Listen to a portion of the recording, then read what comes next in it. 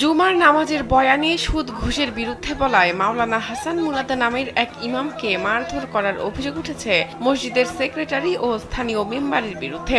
মসজিদ সেক্রেটারি আবার এক স্কুলের সহকারী শিক্ষক। মসজিদের একজন ইমামকে মারধর ও প্রাণনাশের এমন হুমকি দেয়ায় স্থানীয় ধর্মপ্রাণ মুসল্লিদের মাঝে ক্ষোভ ও মিশ্র প্রতিক্রিয়া দেখা দিয়েছে। জানা গেছে, ইমাম হাসান মুরাদ একজন ইসলামী বক্তা। তিনি মসজিদের ইমামতির পাশাপাশি বিভিন্ন মাহফিলে বয়ান করেন। প্রতি শুক্রবার খুতবায় সুদ ও ঘুষের বিরুদ্ধে এবং ঈমান ও সুন্নি আকীদা প্রতিষ্ঠার কথা বলেন তিনি। এসব বয়ানে ক্ষুব্ধ হয়ে তাকে ওই মসজিদ থেকে তাড়িয়ে দেওয়ার সিদ্ধান্ত নেয় এলাকার এক ইউপি মেম্বার ও মসজিদ কমিটির সাধারণ সম্পাদক। ভিশনের ফুলঝুরি মেগা অফারে ফ্রি কিনলেই পাচ্ছেন 16 পিসের আকর্ষণীয় গিফট বক্স একদম ফ্রি। তবে স্থানীয় মুসল্লিরা তার বয়ানে সন্তুষ্ট থাকায় তারা ইমামের পক্ষে অবস্থান নেন। শনিবার দুপুরে ইমাম হাসান মুরাদকে মসজিদ থেকে বের করতে উদ্যত হয় সেক্রেটারি সহ অন্যরা। এ সময় ইমাম 1 মাসের সময় চাইলে তাকে সময় না দিয়ে তর্কে জড়ায় তারা। এক পর্যায়ে ক্ষিপ্ত হয়ে মসজিদের মাইকের স্ট্যান্ড দিয়ে ইমামকে মারধর করে।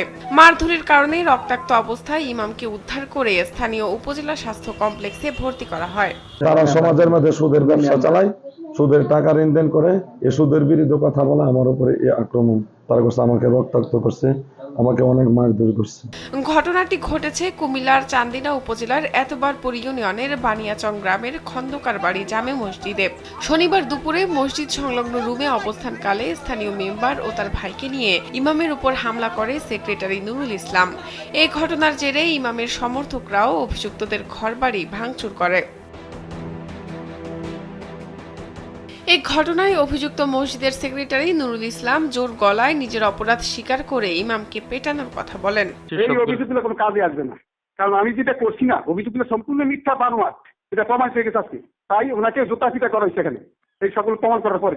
চান্দিনা থানার ভারপ্রাপ্ত কর্মকর্তা মোহাম্মদ নাজমুল হুদা জানান, এ বিষয়ে উভয় পক্ষ থানায় লিখিত অভিযোগ করেছেন। এলাকার প্রতিনিধিরা দুই পক্ষকে নিয়ে বসে বিষয়টি সমাধান করার কথা রয়েছে। ঝামেলা শেষ করা যায়, আবার ডেট দেখা জানাবো, বিষয়টা ফয়সালা করবো। আপাতত ফয়সালা হয়নি। আর হুজুরের চিকিৎসার জন্য পাঠাচ্ছি, হুজুরের মানে ঘুমায় না কতদিন, চিকিৎসার জন্য পাঠাচ্ছি। এলাকাবাসী জানান, মসজিদের ইমামের সাথে যারা এই জঘন্য আচরণ করেছে তাদের সবাইকে যেন আইনের আওতায় আনা হয়। শাহনাজ পারভীন, কালবেলা।